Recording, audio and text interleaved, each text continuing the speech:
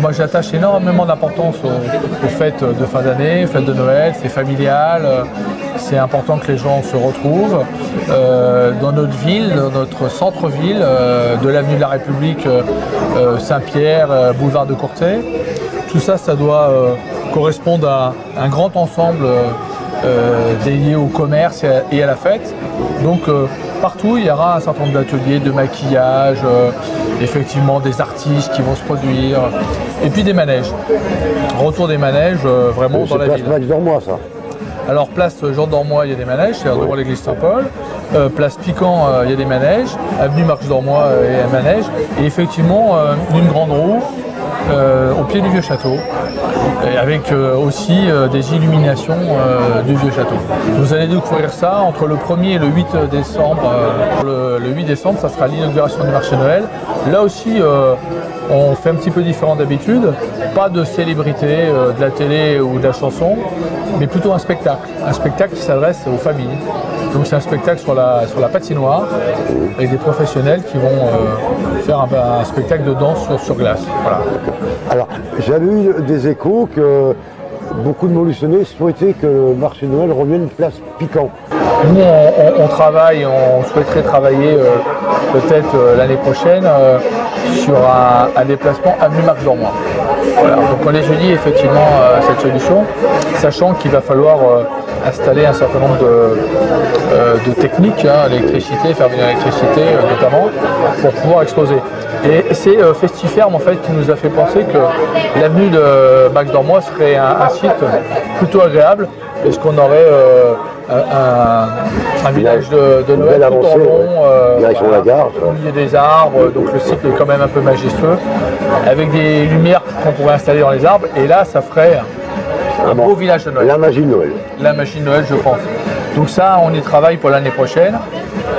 On n'a pas eu le temps, j'ai pas eu le temps d'installer ça dès cette année. Mais voilà. Et alors après, dans les années futures, ben, peut-être qu'il pourrait y avoir une certaine alternance entre la plage Jean Jaurès, l'avenue Marx Dormois, enfin voilà. Et puis peut-être d'autres sites, parce que dès l'année prochaine ou l'année suivante, le pont Saint-Pierre serait complètement aménagé avec des trottoirs très larges, et on pourrait imaginer faire un petit village de Noël sur les bords du Cher, sur le Cher, c'est-à-dire sur le pont Saint-Pierre par exemple. Voilà. Donc il y a beaucoup de projets pour animer la ville, le centre-ville, de l'avenue de la République, du faubourg Saint-Pierre et du boulevard de Courtais.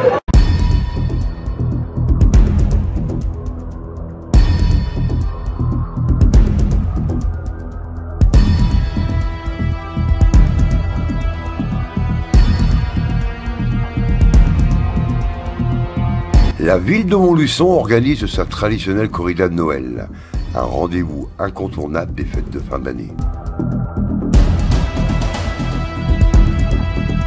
Toute l'équipe municipale était sur les starting blocks afin d'accueillir avec brio les centaines de participants.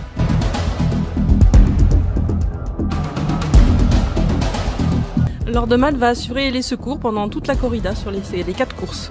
Pas grand chose à part la petite bobologie pour les plus jeunes et puis des petits cas de traumatologie pour les plus anciens. On est là, on est en poste médicalisé à la mairie, et s'il y a quelque chose, ils viennent nous rejoindre, il n'y a pas de souci.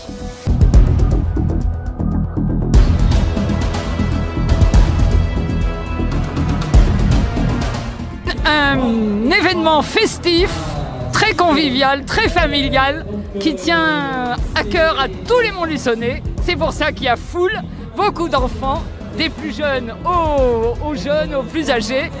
C'est un moment tranquille, heureux, tout le monde est content d'être là. Ça aide à digérer tout ce qu'on a mangé et on fait de la place pour le repas suivant. Donc tout va bien. Et c'est gratuit en plus. Donc un grand moment de bonheur pour Montluçon. Pour cette 10e édition, le parcours de la corrida de Noël a été totalement repensé. Il sillonne exclusivement le cœur de ville en empruntant la cité médiévale, le boulevard Carnot, la rue des Usines et la rue de l'Espérance, et conserve la particularité d'emprunter les remparts du château des Ducs de Bourbon par l'escalier composé de 110 marches. C'est organisé par la ville et avec l'assistance du club de Montluçon Athlétisme. Pour l'instant, dans la 5e course, il y a 302 inscrits, 4 courses, 5 courses même d'affilée, 3 pour les plus jeunes et puis 2 pour des adultes.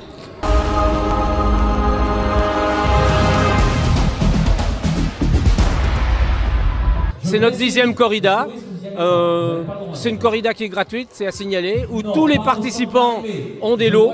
Ça se fait dans une ambiance familiale. C'est ouvert, vous avez vu, depuis les 4 ans sur des courses de 400 mètres jusqu'à notre épreuve reine, la 5e corrida, 5 km 200.